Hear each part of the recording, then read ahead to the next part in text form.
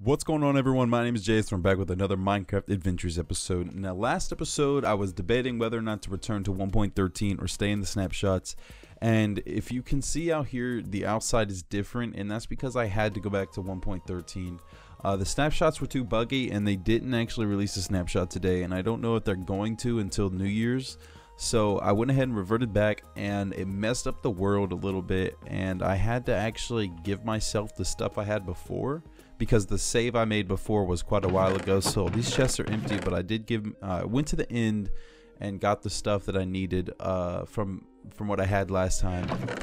And I think that's about it. I didn't really do much between. I just mainly went to the end since the last time I saved.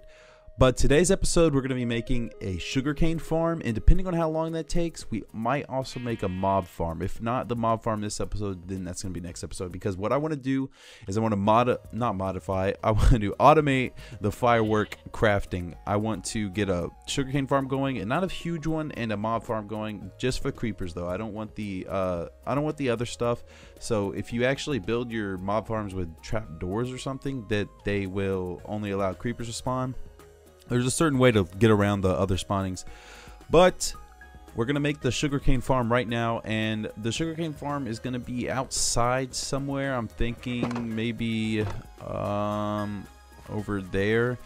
I can like build it. I can build it underground. I can build it above ground. It doesn't matter. The design is stackable, and it's like modular, I guess would be the best way to describe it. You can stack it beside each other and stack it on top of each other, as many as you want.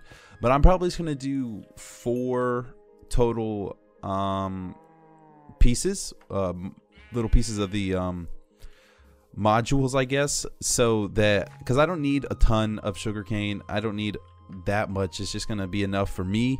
Now, if this is like a server or something, I'd obviously make like a big one. Same thing with the gunpowder, and same thing later on when I make an iron farm. I'm not going to make a huge one. I'm just going to make like a simple, small, maybe 14 village iron farm, because I don't need a big one. I really don't, because they produce 7,000 iron an hour. I really don't need that much. I'm not going to be using iron that much, just enough to make sure I don't have to really worry about it anymore. But I'm going to go ahead and start getting the materials I need for this sugarcane farm, and I'll meet you guys back whenever I get started. Oh, and also I found a Depth Strider book in a temple, so we're going to put that on the boots. Need that 100%. There we go. So basically what it's going to be is a continuous or a repeating pattern of dirt, and let me just make sure I got it on the right level. And I decided to go ahead and put it right here, because it's I was going to put it over there, but I didn't want any of it exposed, and since it's not going to be huge, it should be able to fit right up in this side of this little hill right here. But so this hopper right here is going to be where the water stream leads, so we can go ahead and place blocks right there for the water to be on, and we're going to go 8 for now. So this one needs to be a water, so 1 2 3 4 5 6 7 8. So we need to put water right there and dirt on the sides. This is where the sugarcane is going to actually be planted, and that way we can actually place the sugarcane, because you can't place it without the water. So I need another water so I can get an unlimited source. Wait, no, never mind. I was thinking that I needed to make it all still, but that should be it for being able to place the sugarcane. And then we're just gonna place it right there and there, and behind the sugarcane we're gonna put glowstone, so that it'll be a high enough light level for it to grow. And then above the glowstone we're gonna put pistons, so that whenever they grow, there's gonna be a timer connected to it. But whenever the pistons shoot out, whatever I decide seconds, it'll knock the grown sugarcane into the water, and it'll come down into the hopper. And this is just gonna be hooked up with a timer, a clock somewhere, and you can just layer it up. I'm gonna layer it up 1, and I think 1, and then maybe, depending on how much clearance I have, 1 to the left, and then run the water stream into this as well. And I think that's gonna be it. Like I said, I don't need too many. That should produce enough for me just alone, and if I AFK overnight, I'm sure I'll have a bunch. I just put 3 chests right here just in case, because I do spend a decent amount of time at the base, so it will be running all the time. So it could overflow, but I don't think we'll reach that time I don't think we'll reach that point anytime soon. But I'm gonna go ahead and continue layering this and getting this built up and not get stuck. And I'll see you guys whenever I got more of it done. I went ahead and actually moved this back one because I realized that it was only 7 long for the sugarcane part. And added another hopper just so that making sure that everything gets in the hoppers. But here's the little clock that I came up with. Now, I haven't really messed with redstone intuitively in a very long time. If I ever do anything with redstone, I just follow a tutorial. But I remember whenever these little clock things were like, whenever they kind of like came out, whenever everyone started doing them. So I just remember how to do this, and the observer, I know a little bit about it. So what this pretty much is a hopper timer thing. So you put however many items you want in here for however long the delay, and this comparator will see that, and it'll power this piston, which will grab it and pull it, and then this redstone block will turn this hopper off until it's got all the items out, and then that'll make this turn on, and it'll just keep repeating the process. And then this observer sees what's happening, and every time this block in front of it gets updated, it sends out a redstone signal which powers all the pistons, and I still need to place some more. And then it'll power all the pistons, and then once all the pistons extend, it'll pop out all the sugarcane that will be grown up over the 2 blocks. So I can just put in, let's say, I'm just put in 3 there, just so it's a little bit faster. And it'll do this. It'll do that on a longer delay. It's not going to obviously be that fast because nothing will grow. But I'll figure out how long I'll figure out how long it'll take for a few sugarcane to grow, and I'll put in however many I need. But pretty much this is the design. Now you just can layer it up, and the cool thing about the 1.13 update is you can waterlog blocks. So with stairs, you can actually place water in them, and any crops that need water will see that block and of water, and it'll actually count towards it needing water beside it. So all we have to do is craft some stairs, and come over here and put these stairs on top of the pistons, and then we can waterlog them, but you need to make them upside down like that. Okay, and then put them all across, and then you can put some more dirt in front of those to make a second layer for the sugarcane. So right there, and we need to get back up there. Okay, and you need a block obviously on the side so nothing comes out, and on the other side as well. So I'm gonna bring that around and just cobble. So if we get this water over here, because we need an infinite source, so let me go ahead and make one up here real quick. But if you place it inside of the stair, it'll sit there and it'll let me place some sugarcane. Like if I can get up there, like so. So boom. So that's how you can stack this. I'm just gonna stack it this last layer and then make another one to the left of it because like I said, I don't want to have it poking out of the mountain. I want it to be hidden. So that's what I'm going to do, and I'm just continue doing the water and the thingy majiggers, and we're going to get her done. All right, boys, so I'll see you whenever I got most of it finished. Okay, so I finished the first module, actually, or the first 2. So this is pretty much what it's going to look like. It's going to be the 2 on top, and I'm going to build the other one right there and connect it with the water. But, so you're going to come back here, I'm just going to put in like 3 things right now to show how it works. Right. So it does that, and once these grow, it'll push them off, and one of these might have grown. Why would I check that? One of these might have grown already. Yeah, okay. So we already got 2, so it's already working. We're gonna have 1,000 in no time. But I'm gonna go ahead and redo this to the left one, and we should double our profits after that. And I think that should be it for the farm. Yeah. All right. Okay, so it's coming along, and I fell in water, but it's coming along. I've got the second part of it almost all the way done. I got to connect the redstone back there, and I decided, so what the problem here was this water stream couldn't like wrap around, and now that I think of no, okay.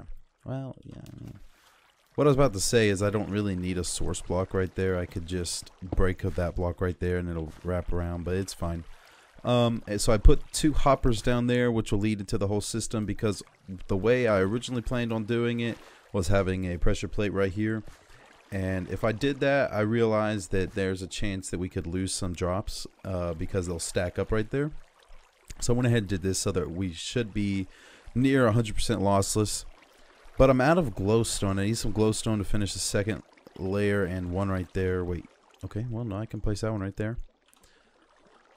Boom. Okay, so the first layer is done minus the redstone hookup. And we need to put the stairs on there. And then that should be it. And this first layer is already grown quite a bit. So I'm going to go ahead and plant some more, so that we can get a bunch of it already ready to go up here on the second layer. And I'm gonna go ahead and go to the nether and get me some more glowstone. I had to get more actually anyways, but thought I had enough. We'll go to the nether, get some more glowstone, and I think that should be it. I'm gonna figure out how to like make this look normal. It looks obvious right now, but I'll have it looking discreet and hidden here in a minute. I think that, I don't know, I've never actually figured out how much drops this would give me. Probably should have done something like that to begin with before I okay, that was a bad idea. Let me get out of there first. I need to figure out some sort of way to, not figure out some sort of way, I should have figured out